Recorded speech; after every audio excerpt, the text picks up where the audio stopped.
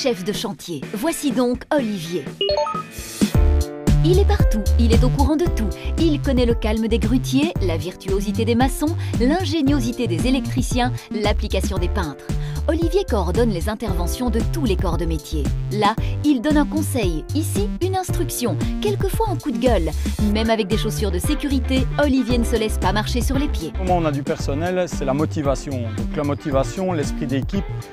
À partir du moment où on arrive à se dire on est ensemble sur le chantier, on travaille tous ensemble, pas l'un contre l'autre et tout ça, on fait des plannings, je veux dire, assez justes. On arrive fatalement à pousser son personnel à aller plus loin enfin, dans le travail. C'est sûr qu'il n'y a rien à faire, il y a quand même une surveillance parce que bon, avec toute personne ça fonctionne bien, mais il y a toujours d'autres personnes, bon, il faut être plus derrière. Après avoir lu attentivement les plans de l'architecte et les instructions des ingénieurs et du gestionnaire de chantier, Olivier orchestre le planning. Il organise l'agenda des équipes, la livraison des matériaux et l'arrivée des engins. C'est lui qui transmet à chacun son horaire de travail qu'il fera respecter scrupuleusement. On lance les hommes, on regarde que chaque camionnette et tout ça soit bien équipée et tout ça, que tout le monde sache, je veux dire, vraiment vers quoi il va et ce qu'il a à faire sur la journée.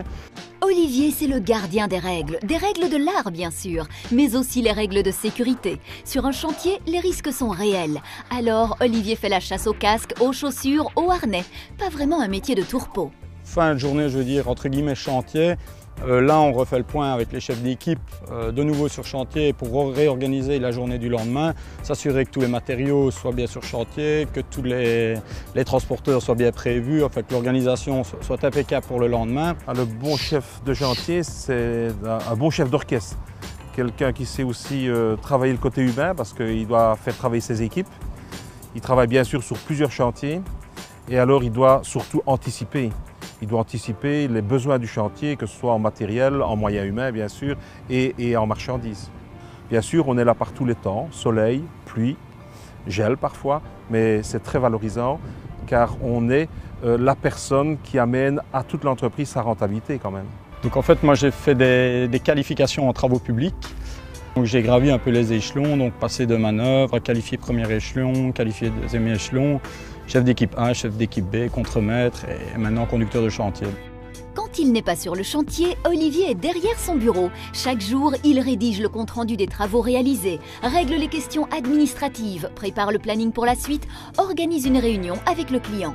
Quelques minutes de calme, loin de la fureur des engins. Je pense que dans tout métier à responsabilité, le sang-froid fait partie intégrante du travail. Il faut savoir prendre du recul, analyser les choses, ne pas toujours réagir, je veux dire, à chose qui n'est pas toujours le meilleur. Et relationnellement, il n'y a rien à faire. Quelqu'un qui perd vite son sang-froid, bon, ça peut être énervant et créer des tensions.